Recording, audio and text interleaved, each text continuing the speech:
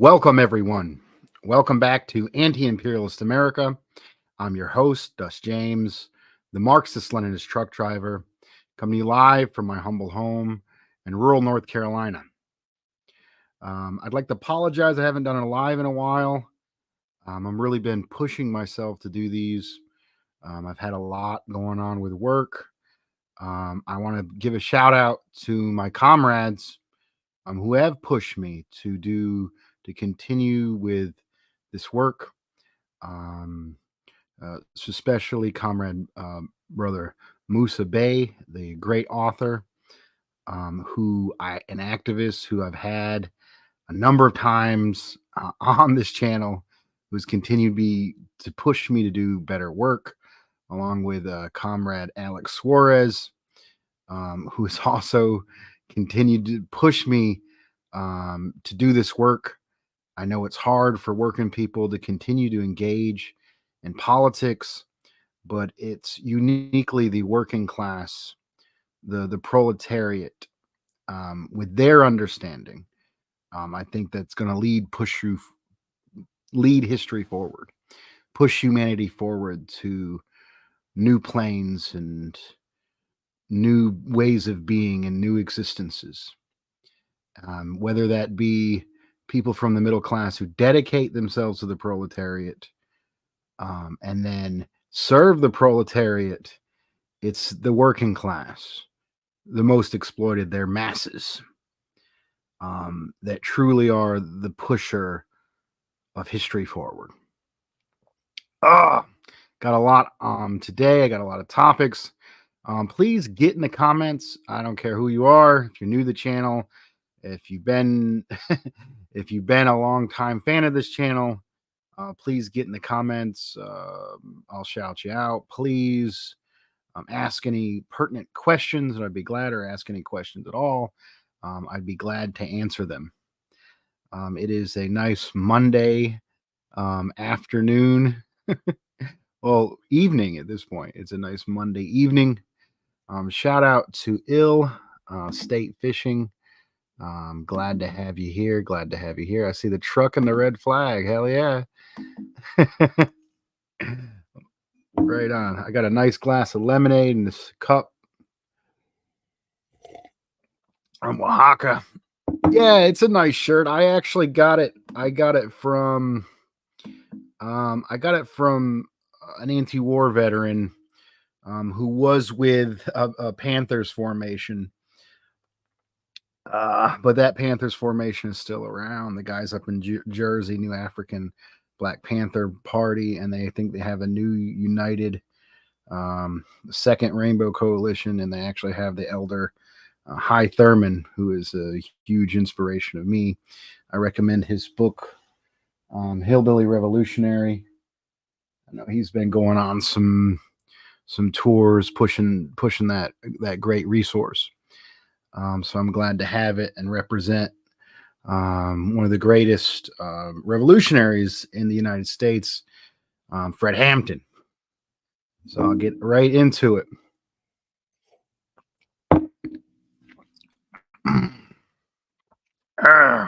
So I actually wanted to talk about the multipolar advancement. And I think this is a controversial issue. You have from people leaning far left that completely reject any positive accomplishment of China and the alliance with Russia, to people who embrace it to the point to think that is the way forward for humanity, and the proletariat no longer plays a role. And my position is, which I believe the more developed and dialectical one, closer to the truth, which is aspects of both. I still call the multipolar reality, which is the downfall of monopolar or single polarity of the United States and allied imperialists. I think that's a step forward. And the rise of Chinese socialism and their various allies, including Russia, to be an advancement, not the end all be all for what is pushing history forward, which continues to be the international proletariat, but it's certainly advancement. And I think a lot of people in this toxic online culture, or even political jockeying, um, try, and when you get infused with egos and you got to be this or you got to be that, you're trying to fit in the best for the camp. You can come up with some positions simply to justify being in and among a group of alliances, or the group you want to be a part of, without actually trying to connect to and understand the conditions and the reality. My background is a Marxist Leninist, trained by uh, really the last of the anti-revisionist in the South that continued to organize black and white workers together after groups like the Communist Party USA, and in the 1950s, that was pushed into somewhat reactionary and weak position, essentially abandoning proletarian organizing in the South. If we look at the organizers in the South, particularly in my state, the tobacco workers strike in the 40s, um, some of the legacy of that political movement, um, rejected the revisionist, and when they got rid of the national question, when I think not out of a point of the material conditions, but basically out of a point of weakness, because they were under pressure from the state. There was a growing labor aristocracy to an extent, um, and they dropped the idea that there is a black nation in the South, which really is a form of chauvinism, as Lenin pointed out. Let's see. So shout out to Zach, the Celtics guy. Glad you're here. And Il Red Press, damn, South America seems like it's teetering on a balance beam with all those right-wing fascists in Argentina, El Salvador, and Brazil. That's a good point. And Peru. So I'll continue on with this discussion of the multipolar advancement and its limitations. So with this training that I received, it was essentially the Soviet Union really was a huge advancement in socialism. Like, it was the first large scale socialist revolution of its kind. And it put the proletariat in charge. It turned the most backwards country in Europe into an industrial superpower, massive infrastructure projects, electrification. The Soviet Union is an example for all of humanity to witness. We have figures from the US, figures like Paul Robeson, who I think his father was a slave in North Carolina, who later moved north and became an actor and athlete, recognized all over the world. The great Paul Robeson. And when he visited the Soviet Union, after seeing the racism in the United States and even racism within Europe, when visiting the Soviet Union, he said, "I feel like I am a full man, and I think I'm a full human being, and I'm recognized as such." And if you look at the Soviet position on anti-racism, as well as respecting oppressed nations there, they really were a leap forward. And they helped inspire Mao and the great Chinese Revolution, which basically freed 1/5 of humanity from the yoke of capitalist exploitation, imperialist dominance.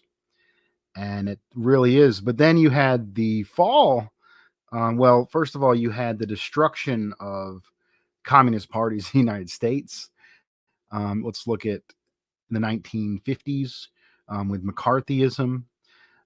Even when the Communist Party USA was at its height and strength, 30s and 40s, they were able to, with some pressure from the Soviet Union, they were able to make gains. But in the United States, oppressed people, Chicanos, black folks, were largely excluded from a lot of those gains that helped build that 1950s, 60s, 70s labor aristocracy, and a shrinking labor aristocracy in the imperialist core that still exists to this day. Um, and it's interesting up until about I think the last like guerrilla, and then you had of course, you had Cuban Revolution, you have the various revolutions in Africa, and you have guerrilla groups, Maoist groups, ML groups. I think one of the last groups that really came to power in at least in the world, in the Americas, was probably around 1979 in the Sandinistas in Nicaragua. And then in the 1990s, after the collapse of the Soviet Union, mind you, the Soviet Union was an ally with North Korea. I forgot the Korean Revolution, but they were an ally with Cuba. The Soviet Union was an ally um, with North Korea. And when they fell, it was a horrible time of starvation. The Soviets would buy sugar from Cuba at above market prices. And there was a big fleeing from Cuba.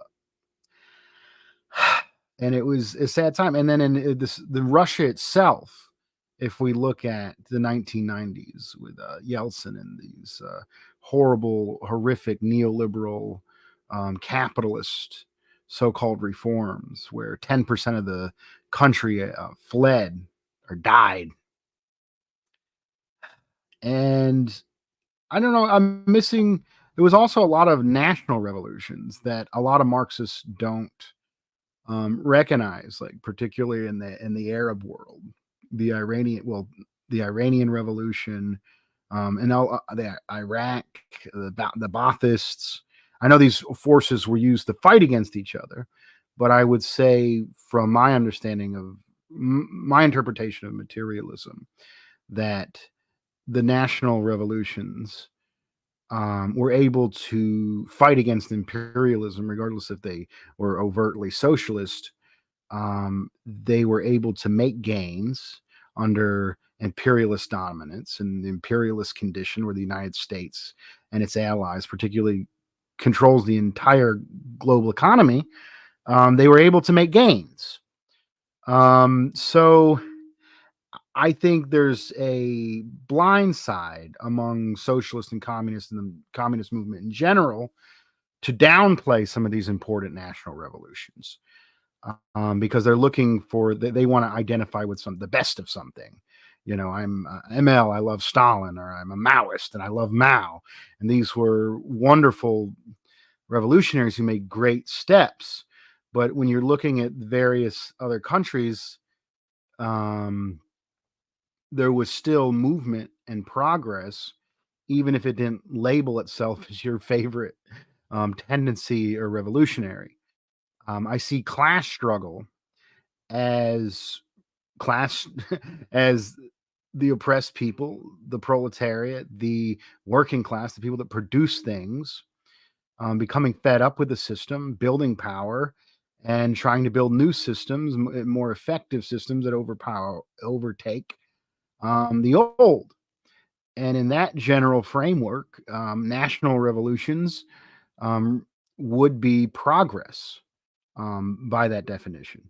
And let's see, we got some stuff here. Agree.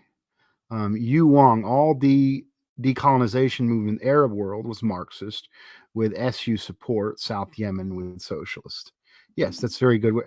I'm not saying there wasn't socialist revolutions, but it didn't even have to be by name. They didn't have to identify with socialism to be a national struggle and advancement. Arguably, the socialists were the most effective, and that's how the communists came to power in China. They're the best at fighting the Japanese imperialists, the Mao and his organizing strategy. But when you get into this, after the fall of the Soviet Union and the neoliberal period, and you didn't really have any violent guerrilla revolutions take power, there was, and you also had in the West a manipulation of the left. The as particularly in university, there was a promotion of Trotskyites in the West, in the academic setting, who would be communist in name, but would attack every country that ever had a socialist revolution. I think there's an interesting disparity between Latin American Trotskyism and Trotskyism in the West. If we look in the West, I think the Trotskyite movement really did form and take hold in academia and was used as a hammer against socialism, and was used as a way to be like, hey, you can be a socialist as long as you don't go and support those bad socialists in the Soviet Union or in China. But if you look in Latin America, some of the most leading socialist figures, like Hugo Chavez, at one point said they need a new international. They need a fifth international, essentially recognizing the Trotsky, like what many Marxist Leninists would consider a traitor to the global socialist movement. And it's interesting that Trotskyites were somewhat accepted within socialist Venezuela to an extent, while Trotskyism in the United States took on a very anti-communist form. And I think the difference is the social condition, because people like Hugo Chavez were able to build and empower the masses and make real gains and have organizations that truly represent the working class. I think they didn't need to be as anti-Trotskyite. With that power of the state and with that collective socialist forces and empower of the masses and democratic functioning organizations that had real say over their government to an extent, they were able to tell the Trotskyites, hey, you're down with the workers. You say you support socialism. This is what the people need. This is what the people want. You need to work for the aims of the people.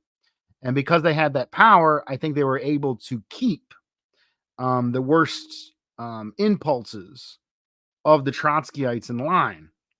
Unlike in the United States, where after the McCarthy era, we essentially all the remaining communist parties became weak, became revisionist, became small.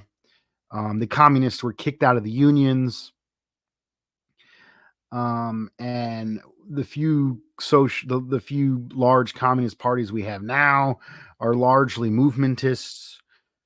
They don't have any real power over the union movement generally, like they did in the 30s and 40s. And they're all about making protests. Now, these are good. It's a good thing. The anti-war movement, the pro-Palestinian movement. I would still call them comrades. I think they're not as powerful, and they don't have the same infrastructure that the early Communist Party had. And I think that has a lot to do. There are conditions here. So I think Trotskyism in the United States has continued to be a destructive negative force, while Trotskyism in Latin America has been more accepted, and the worst impulse of it have been curtailed to an extent, and those forces have been part of the socialist unity coalitions that are in power, that have made real significant gains for the people in Latin America and in those countries. So let's get back to the concept of the multipolar advancement. And I would say, even though I'm a, a communist, a Marxist Leninist, I think Stalin, foundations of Leninism, the idea of this is the era of imperialism, and I support proletarian revolution. Even with that, um, when I analyze what happened after the fall of Mao, um, in China, and they reverted back to using some market systems. And a lot of people say this is, Maoists would say this is when the capitalist rotors took back over power. But if we look at what happened in China, it did not fall into chaos and poverty like the countries completely controlled and dominated and had their governments become pawns of the United States simply to extort power. China remained an independent power, and China was able, with this independent power, when the West the economies were in free fall or collapse and the crashes, they were able to maintain their gains, largely through economic planning, um, through the through nationalized bank systems, through infrastructure systems, um, through people's jobs and employment depending not on the stock market, the volatile stock market, but the state itself. And they were able to implement some forms of scientific governance instead of the bourgeois governments where it's like, oh, vote for this guy, vote for that guy, and they actually are controlled by capitalist forces. I think the Chinese have maintained a socialist system, and if you don't want to call their very slow form of socialism socialist, you prefer to call it a form of capitalism. At the very least, they were able to maintain an independent position from Western imperialism, or imperialism led by the U.S., which really is the most barbaric, destructive, exploitative form of imperialism. If we look at the coups, the wars, the deaths, China doesn't really have, it really doesn't, isn't using their military to overthrow governments. No, they don't have a CIA that goes in there. Whether you call it capitalist or socialism, I would say that the political economic system advanced by the Chinese is a fundamentally more advanced system. Whether you want to call it a slow form of socialism, whether you want to call it national liberation, an independent capitalist power, whatever you want to call it, it's not carrying out genocides like in Palestine. It's not funding Nazis in the Ukraine to attack the Russians. So, in another interesting thing, so it's after the fall of the Soviet Union, you basically had capitalists take power, and a lot of people died. But I think there was a change in the political direction with the rise of China and socialist countries like in Latin America, and anti-imperialist countries in the Middle East and forward. There was this growing of an independent economic bloc, and so I can pull that up. Ill State read, according to the U.S., there's a Uyghur genocide, but not Gaza genocide, and that's actually right. The capitalist media is so twisted from reality. There's no evidence of any genocide. If we actually look what's going on in the Uyghur region, we see building of high-speed rail connecting it the rest of the country. We see job programs. Um, and it's interesting that the U.S. actually was funding Islamic separatists as terrorists to destabilize China.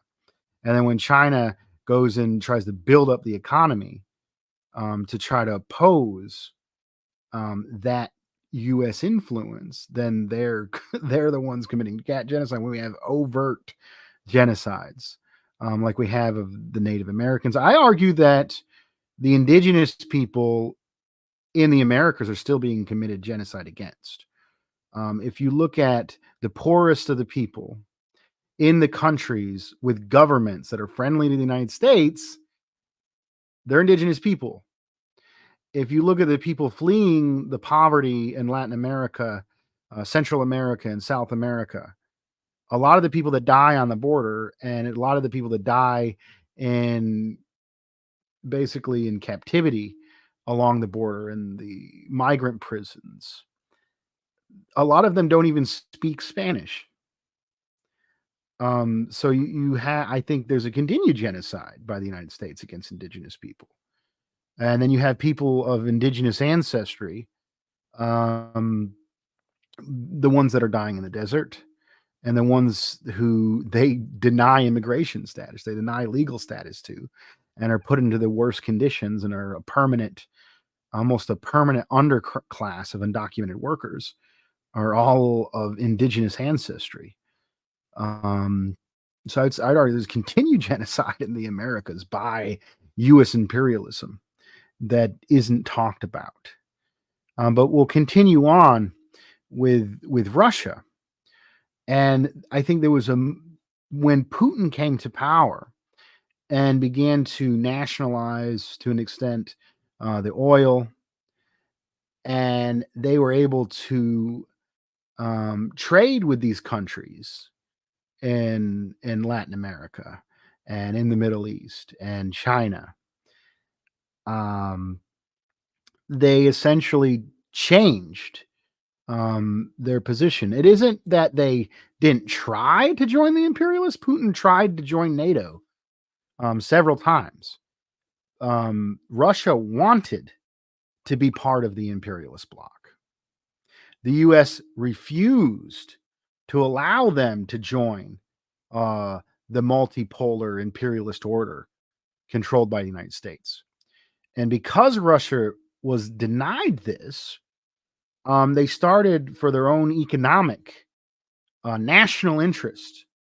They aligned with oppressed nations, carrying on that legacy of the Soviet Union to an extent. I mean, you can go to revolutionary conferences. I think it was Danny Shaw, who is a quality comrade, anti-imperialist in the United States, said he was at a revolutionary media conference in Latin America, and the person from RT came to the stage, and people started chanting Putin's name, and that's because Russia, in its current form, has been able to be an ally to the oppressed nations. Not because it's socialist and it believes in world revolution like it did on the Soviets. Simply, it's been in their economic interests because they were kept out um, of the imperialist bloc to offer better trade to countries that had independent nationalist governments and socialist governments. And that is why I characterize the multipolar development as an advancement. And if we look at Chinese socialism, whatever your critiques or whether you don't consider it to be socialist, then they've been able to grow their economy 4 times faster than the United States for the last 4 decades. They've been able to lift, I think 900, was it 900 billion people or out of poverty, or at least extreme poverty. I think there's still poverty in China, and they're able to trade with oppressed nations all over the world. I've been to Mexico. I have friends in Mexico, and the subway system in Mexico City is probably one of the best in the world. Probably far better than the New York City subway system, the Mexican subway system. And it was recently um,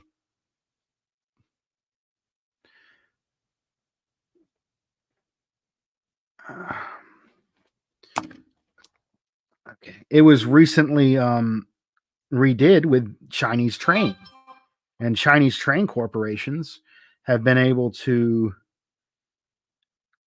build trains all over. I'm going to do a quick clarification.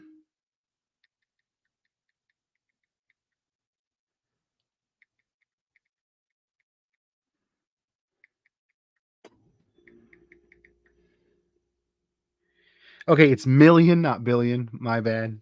So shout out to Redfish for that characterization. They were able to lift 900 million people out of poverty. My bad. And we go into ill state fishing. So many Chinese products here in Brazil. U.S. companies won't last a day with the competition, and it's an interesting trade. If you look at what happened in China, um, which started with Mao, the opening up, they basically told they were able to keep their independence, but in a way, almost save Western capitalism because there was crises in the West in the 70s. And by essentially when modernization happened with the digital revolution, they built the more modern factory systems in China, and it became the warehouse of the world. And essentially, they basically rented their labor out to the West very cheaply for technology transfers. And in this process, they did allow the West to exploit their population, but because they were able to go from a century of humiliation um, to having the best technology in the world, being the most productive country in the world, and because they had a semblance of independence, they were able to invest in their infrastructure. They were to build a growing middle class, and they were to vastly improve the conditions of their people and be a resource to other oppressed nations. And I don't think like the U.S. imperialists were thinking. I don't think they're actually that smart. The U.S. Imperialism in general, because of how ineffective imperialism is, monopoly capitalism. They're in the constant need of super profits. And if they don't get those super profits at the very top of their system, their very economy collapses. So if you look at what the Chinese party did, in a way, they saved the West from collapsing. But at the same time, they were able to unleash the power of their huge population, build up independent infrastructure, and raise the conditions of their people and become a resource for the rest of the world. And they were able to align with Russia. Well, it sounds like I'm a multipolar advocate at this point, and I am. I consider multipolarity to be an advancement. Now, if I get into a more critical position,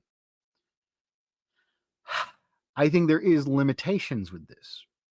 I think the clearest limitation of this is if you look at China refuses, unlike the Soviet Union, that was openly advocating, and even Mao's revolutionary China was openly advocating world revolution against the imperialists. China doesn't take political pressure. It will trade with anybody and everyone, including fascist states like Israel, who are committing mass genocide, including U.S. partners like Saudi Arabia, who are committing a genocidal war in Yemen for over a decade. China continued to trade with them. So did Russia to an extent.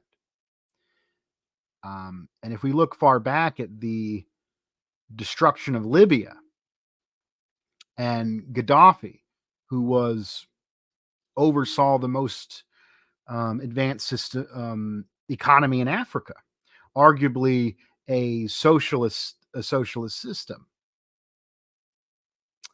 And Putin at the time, probably one of his biggest regrets, um, in a way, kind of went along with the murder of Gaddafi.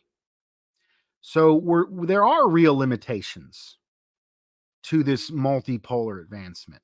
If you look at the unwillingness, not even it might not be unwillingness, it might be they truly believe if they try um to fight the US more aggressive. Why fight the US more aggressively when they're slowly beating it on the economic front?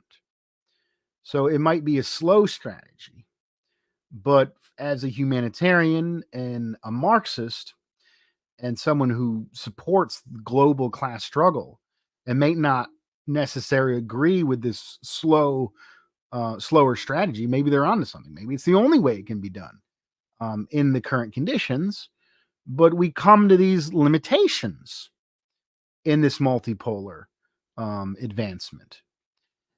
And I think in the most sheerest forms of brutality and insanity by the West, the situation in Ukraine, where the United States is funding neo Nazis that committed genocide against ethnic Russian speakers for 8 years before the Russians stepped in to defend itself against Nazis, which denazification was a huge and still is a huge part of that effort. Nazis have been funded by the United States, supported and astroturfed against the interests of the Ukrainian people um, since World War II.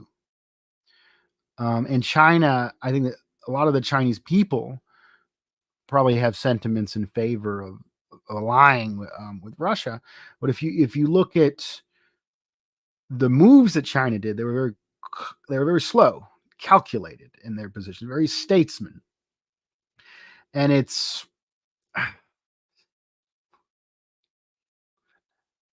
yeah, that's true. When doesn't the US support right-wing fanatics? Exactly. But I think the China and Russia's inability to an extent to fully support. I mean, they've been doing more so, I think. And there was a Chinese person recently who said Palestine has the right to defend itself, which is good, which was good. Yes, Yu Wong rose that point, and that's exactly what I was going to bring up. But I mean, even that wasn't sending arms to the Palestinian resistance. That wasn't stopping all trade with Israel. That was simply a recognition of basic international law by the Chinese, which is positive. But if we look at the people who are actually fighting for liberation, it's the oppressed masses and the proletariat that are still on the front end and leading these forces. If we look at what happened in Palestine, it was Hamas and the coalition around Hamas and the Palestinian resistance movement itself that made advancements in horrible conditions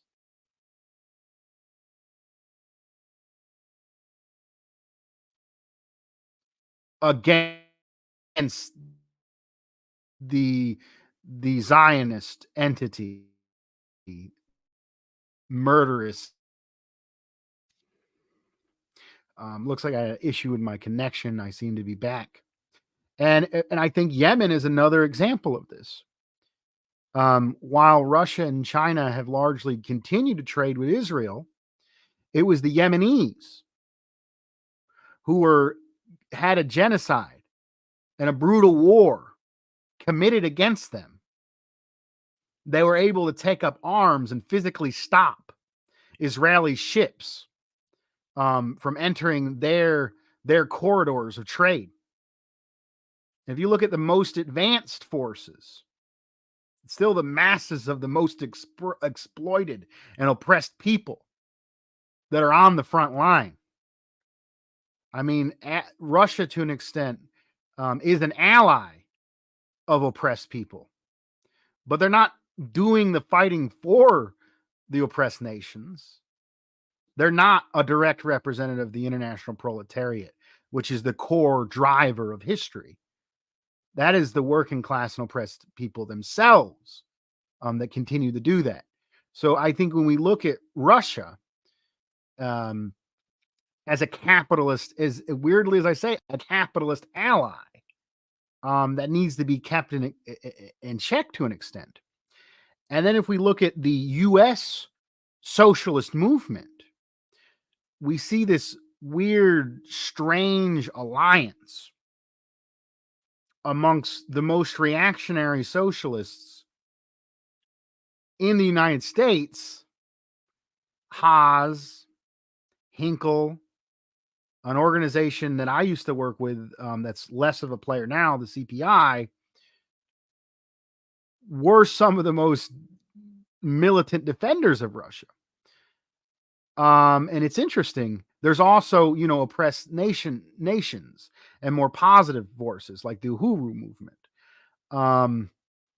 that came under fire from simply having a Russian diplomat on their show. And I think that's positive. I think there's socialists that are defenders of Russia and they're positive. But I think there's a movement in the United States amongst the most reactionary socialists to be 100 support and approving and supporting of the multipolar advancement while denying the very core material conditions in the United States itself. If we look at these figures like Jackson Hinkle, Haas, they deny oppressed that there is oppressed nations in the United States. They deny the revolutionary spontaneous movements like Black Lives Matter. They say they're completely controlled by the Democrats. They say, oh, we need to reach out to the MAGA anti-immigrant population. Oh, we need to work with the MTGs. Oh, look at Tucker Carlson, who gave a platform to Putin. Even though Tucker Carlson is one of the most anti-immigrant bigots on one of the most reactionary news shows, Fox News. So there's this strange company, and I think it's easy to be like, oh, you can be anti-immigrant. It's interesting. Why would they let Tucker Carlson, who is the most essentially an American fascist? If you look at his point of view, he does bring up worsening economic conditions. He does bring up problems with the U.S. economy. But what does Tucker Carlson tell you the problem is? Tucker Carlson tells you the problem is China, probably the largest socialist state, or at least independent country that isn't completely beholden to Western imperialism. And I think people downplay the significance of the super exploitation of undocumented workers in the United States. I'm going to go through these comments and I'm going to continue. Saudi Arabia is the single most obstacle Arabs realizing their nation. Russia and China continue to trade with the Saudis is complex and sad. Very true. Tucker was played like a fiddle in that interview. Yes, he was. If you noticed, whenever Tucker tried to bring up several times, hey, why don't we work together and attack China, the real enemy? And Putin's like, we have a border with Russia. We have thousands of years of history and friendship, and no. And he shut it down completely, and rightly so. But I think people want to pray these socialists in the United States who are disconnected from the struggle here, the class struggle here, like to put too much significance on geopolitics to an extent, because they're saying, oh, I'm a socialist and I support Russia.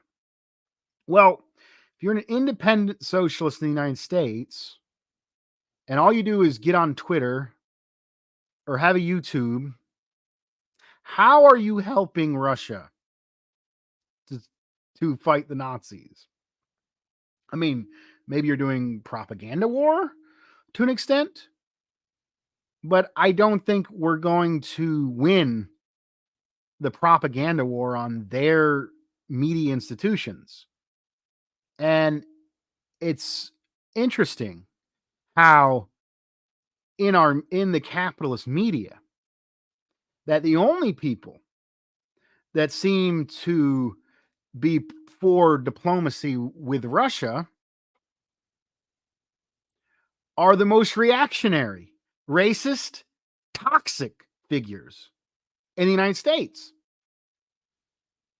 In a way, this paints being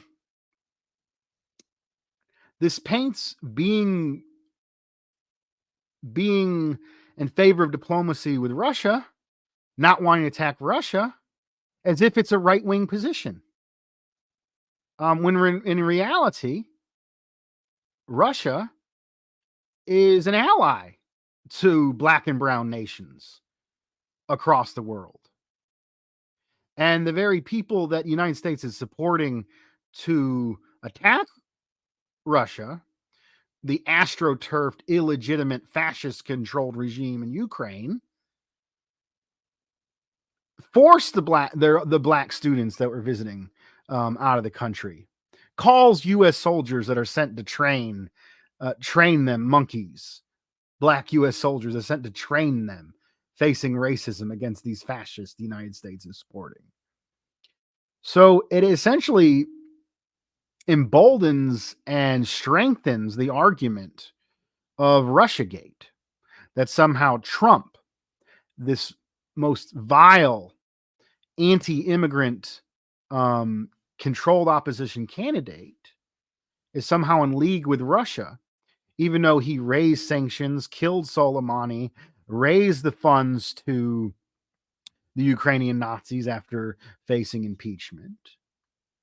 And now he's still around. I mean, they keep him in check with some legal challenges, but they haven't killed him. They haven't put him in. He isn't in jail permanently. They've largely kept him around to continue to get Democrats elected, and frankly, to continue to further empower fascist and anti-immigrant sentiment and normalize those sentiments in the United States. And you have the socialists who spend most of their time on Twitter and these social media programs, and they're saying, oh, this is a great thing. Tucker Carlson is helping to show that, give a platform to the vast masses in the West, and actually listen to a leader of a country like Putin, who is an ally to oppressed nations. But for a huge portion of the most exploited workers in the United States, black workers, immigrant workers, who see Tucker Carlson, rightfully so, as an enemy, that only paints diplomacy with Russia against their interest, when in reality, oppressed and working people should want diplomacy with Russia, should stop wanting to arm the Nazis. And it seems like the more middle class and white, frankly, a socialist organization is, the more they would like to be non-critically supportive of Trump, the right wing, and Tucker Carlson. And it's really sad and somewhat complicated. I think, let's talk about class struggle. in the United States. Why is it that anti-immigrant bigotry is so toxic to organizing in the United States? And the answer is very clear. Undocumented labor is the most exploited labor, is the most essential labor. If you go to the construction sites, if you go to the field, if you go in agriculture, if you go into the meat packing, these jobs are dominated by immigrant workers and undocumented workers. And these are what would be the core of who would be organized by any communist party in the United States. And it's rightfully so. Ill State brings up prison labor. The undocumented workers are the most exploited workers outside of the prison system. And Black workers make up the majority of prison labor, which is almost a form of outright slavery in the United States.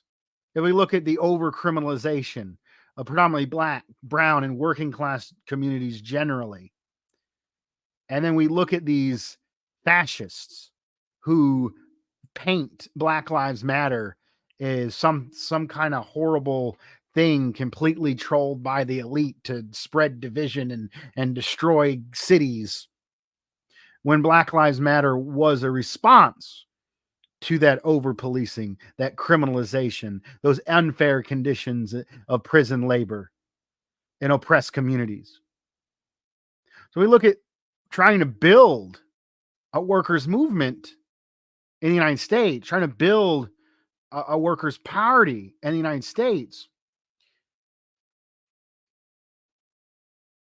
If we look at what's primary to us, it's our own class struggle. Us as individual socialists it's not primary that we tell everybody in the United States to let's support Russia.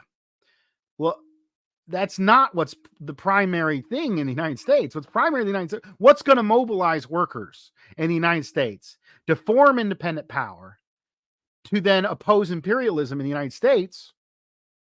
That's going to be mobilizing the most exploited workers.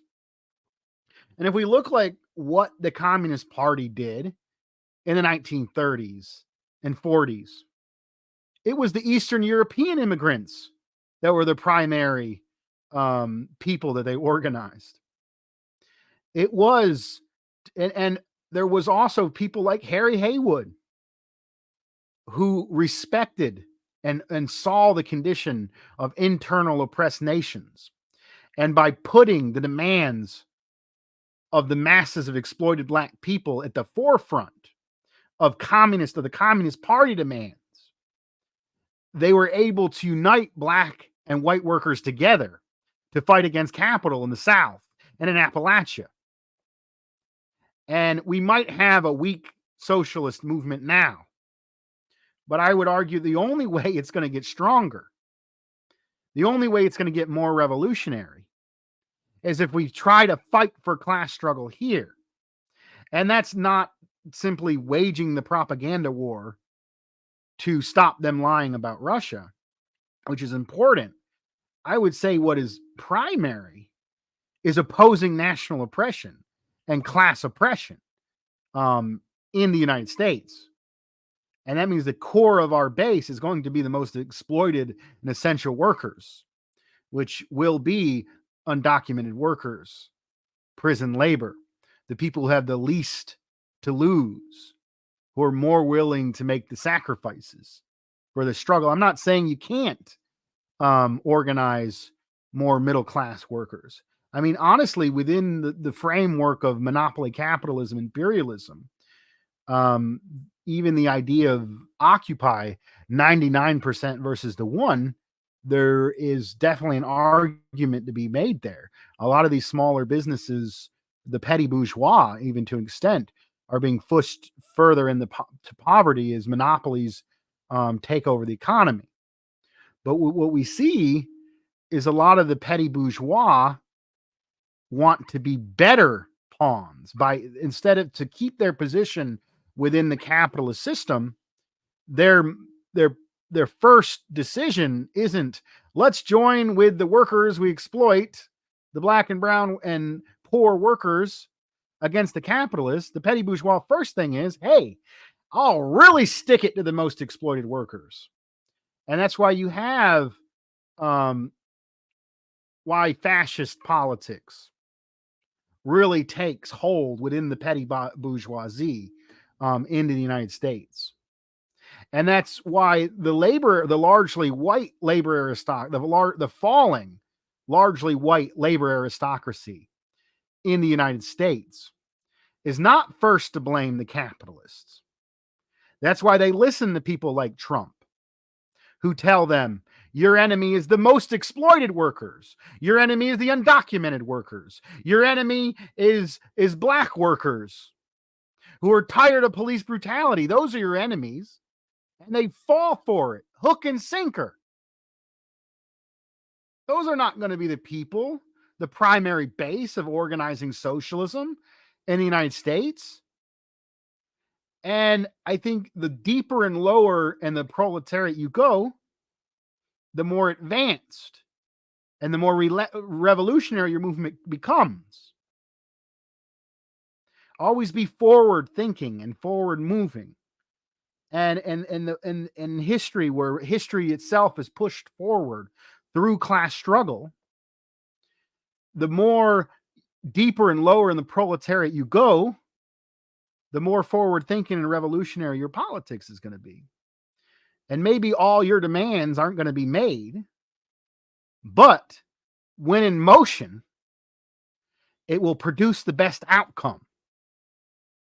And if we look at the Communist Party in the 30s and 40s, and we look at the labor movement generally in the United States, even including anarchists, socialists, IWW, before the Soviet, the Soviet influence, and we look at the fight for the 8-hour day, which we still don't have. It was the masses, the most exploited workers, Eastern European immigrants, who fought for and died for what we have today, who later became those workers within the Communist Party. And I think this is the only way we have to fix things. We're not going to argue with people online and convince them, oh, they got to be friends with Russia. And even if we were to do that and we convince a few people we need to be friends with Russia, what power have we built to change our conditions? And is that universally the most accepted way to build power to counter imperialism and to join the global anti-imperialist movement? It's not. We have to support the national liberation of oppressed people in the United States. We have to bring on the most poignant contradictions. We have to truly embody solidarity. So what's primary in the United States is organizing the most exploited, the most essential, as an entire working class. If we look at one of the responses to Black Lives Matter, all lives matter. Well, if you truly believed that all lives matter, wouldn't you be sticking up for the lives that are the most brutalized and the most exploited?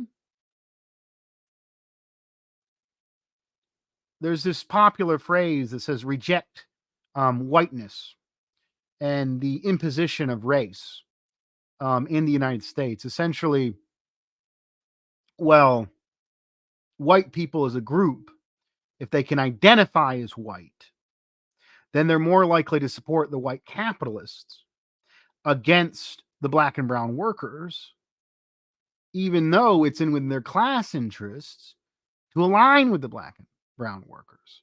And I think if you're truly for the working class, you're truly for the empowerment of the working class, you're going to add the specific issues of the oppressed people at the forefront of a workers' program in the United States.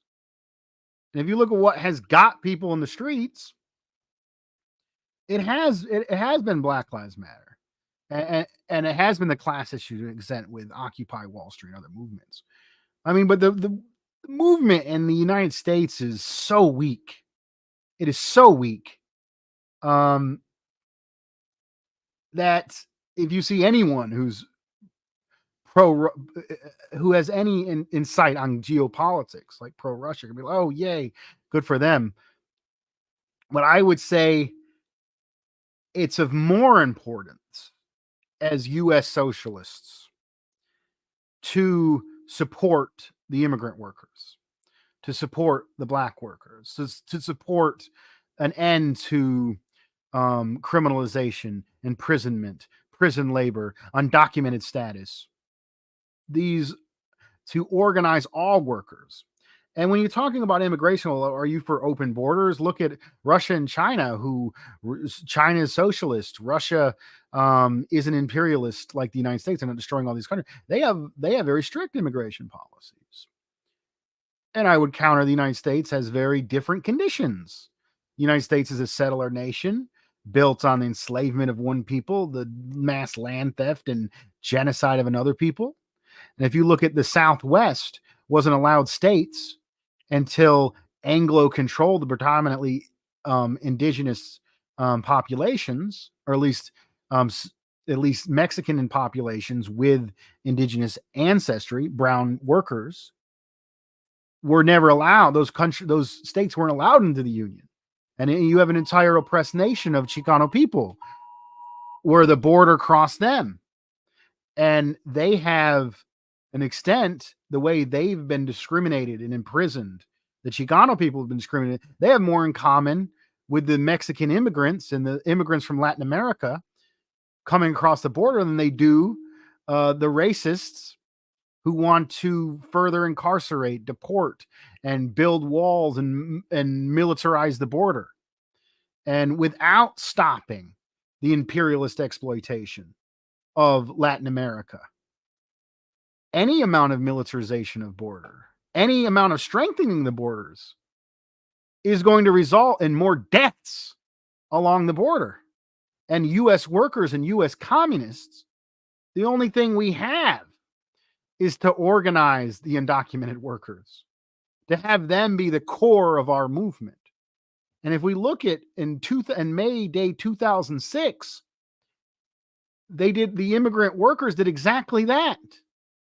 May Day, which is a workers' holiday that started in the United States, that was recognized by the socialist bloc, started in the United States by mostly Eastern European immigrants, was brought back to the United States in 2006 on May Day, when there was a mass strike and a revolt against a repressive fascist policy on a federal level that would have made it a felony to assist undocumented people, to feed an undocumented person, to house an undocumented person would have been a felony. And thousands and masses of undocumented workers who have some of the most essential jobs in the United States from the socialist culture and their own countries, because these immigrants were the refugees of Latin America, because they're the most exploited workers in Latin America, came to the United States.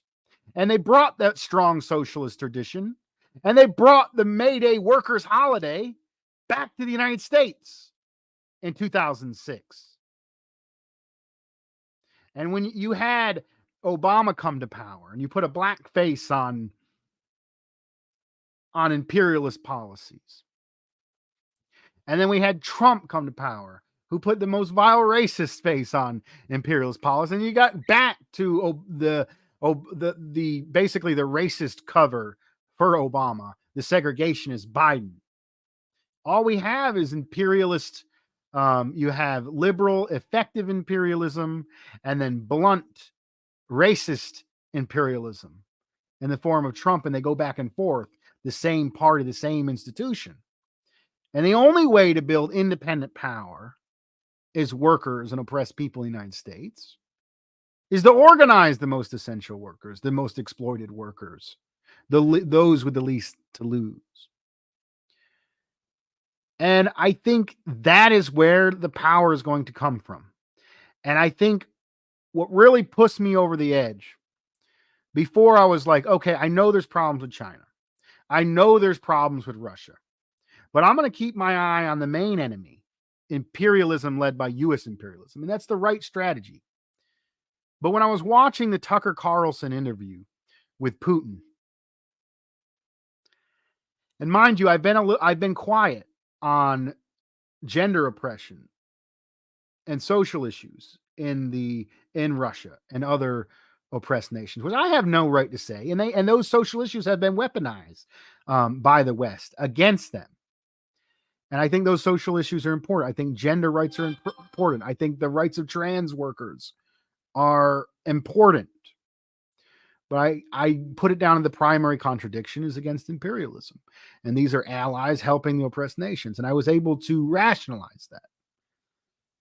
But when I watched the Putin-Tuckerson interview,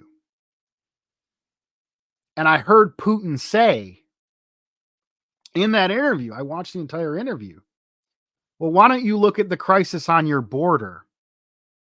Why are you trying to attack China? Why don't you look at the crisis on your border?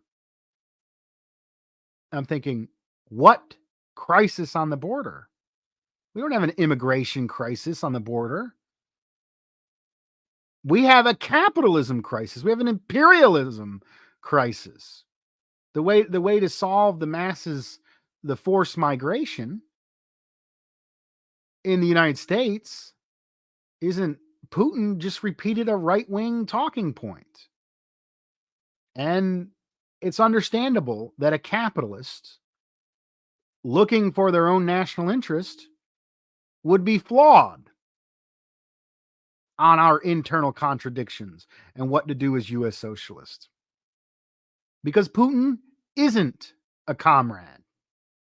Putin is a capitalist ally who, in their own national interest, will offer beneficial trade to oppressed nations, whose diplomat will talk with oppressed national groups like the Uhuru movement, who's facing repression for doing that. But it's really the proletariat needs the lead. We're not just going to be 100% behind Russia's American socialists. No, we have our own fight to engage in. That's what's primary here. And the most primary contradiction that are going to lead the people forward are class and national oppression. And these things are intertwined. And if you're a white worker in the United States and you're oppressed by the capitalists, you need to join the reject whiteness, join the international proletariat, and see an attack on any worker as an attack on you, as an attack on your class. When they criminalize the black population and working class population, that's an attack on our entire class.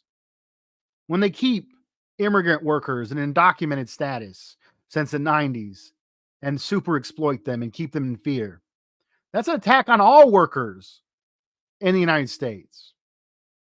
And the crisis at the border is a crisis of capitalism.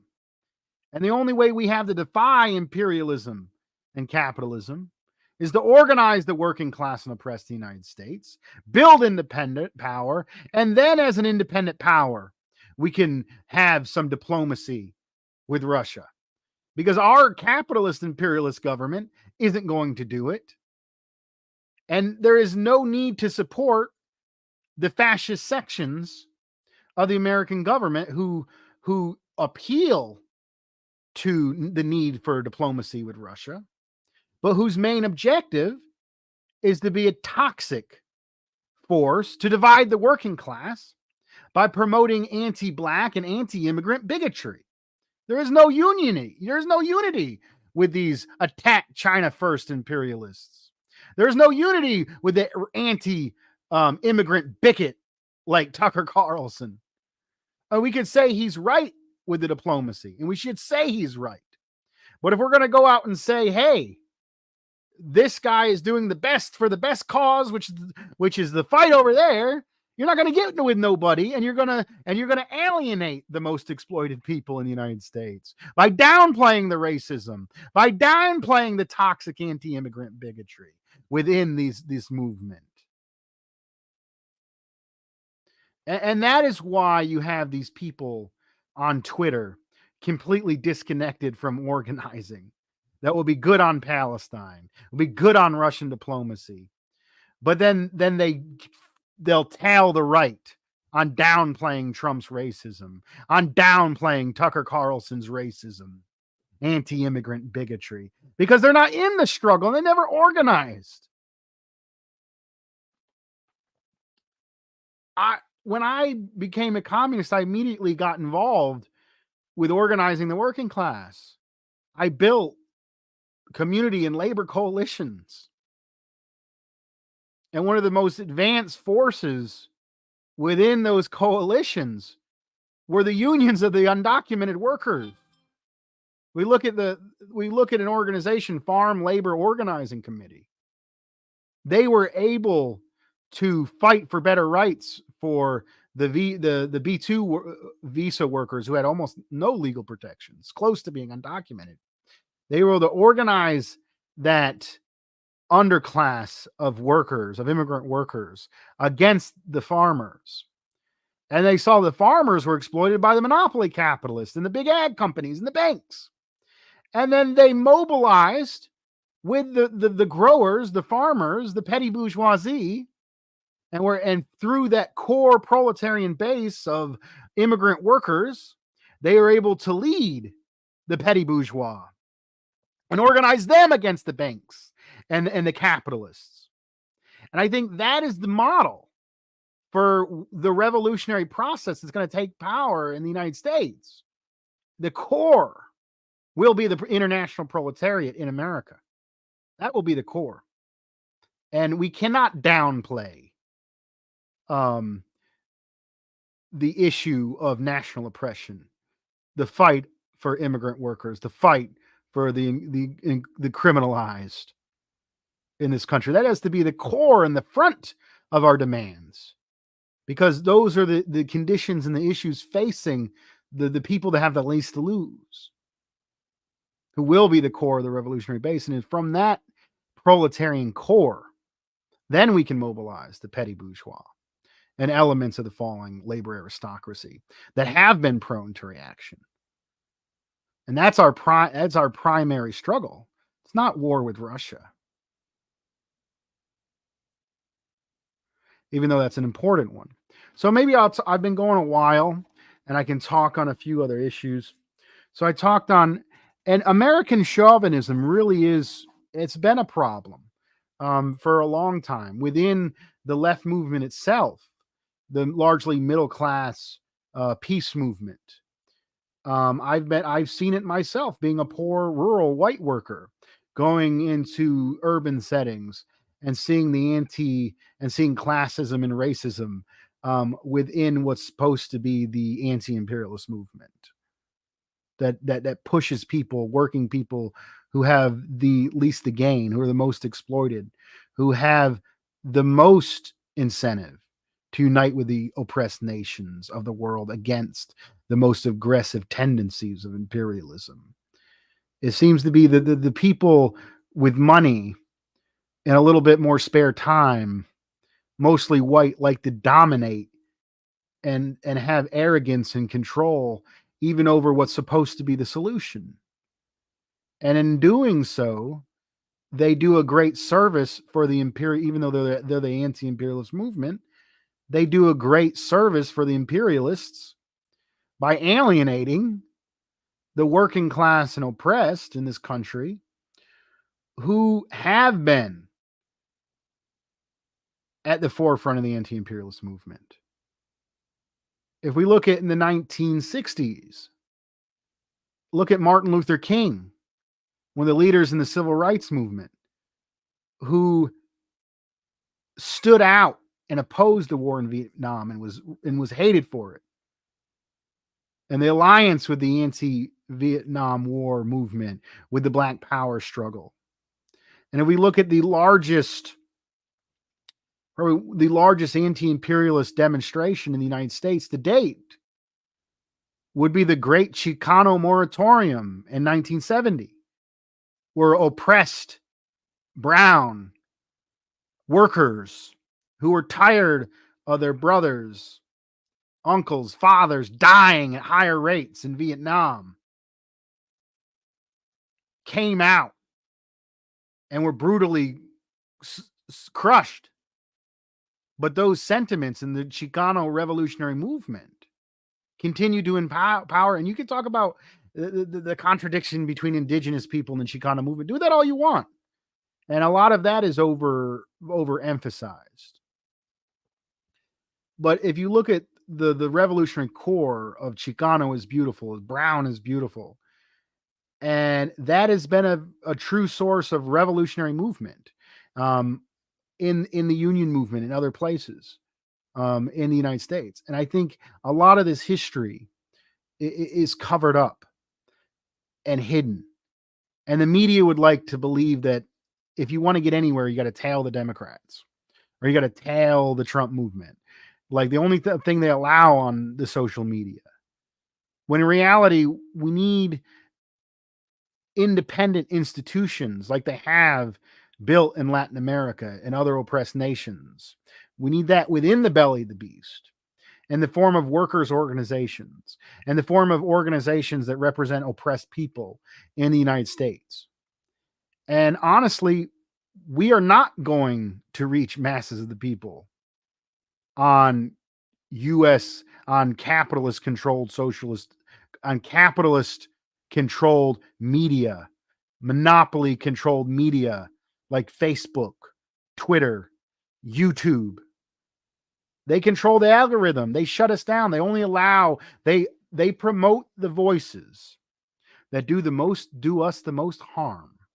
And they silence and repress the most revolutionary voices. You're not going to successfully use their media to overthrow them. Now, you might be able to make some connections here or there. I think it's better to have a lot of small channels than it is one or two large channels that can be easily manipulated. Like I take part in insurgent media on these platforms.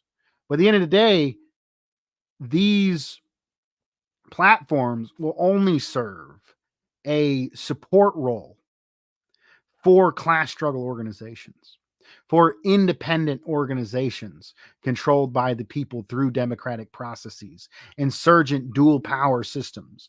Like those institutions will able to build media and promote understanding that is truly revolutionary. We're not going to get it. We need to have our own independent organizations as our base, and then we can develop independent superstructure and win the propaganda war. And to get our own independent infrastructure, we're going to have to engage in the class struggle. That is the source of our power is the most exploited workers. That's who we need to mobilize. So we should have a focus on exploited. I'm not saying write off the masses of white workers, write off the masses of middle class workers generally, write off the petty. I'm not saying to do that.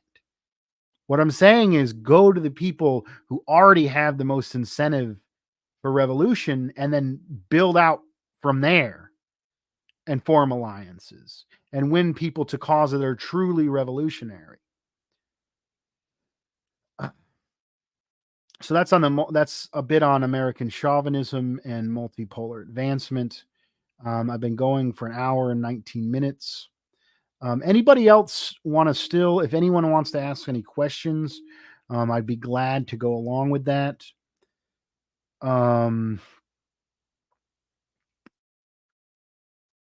If not, I think I'm going to end it here. As always, comrades, all power to the people.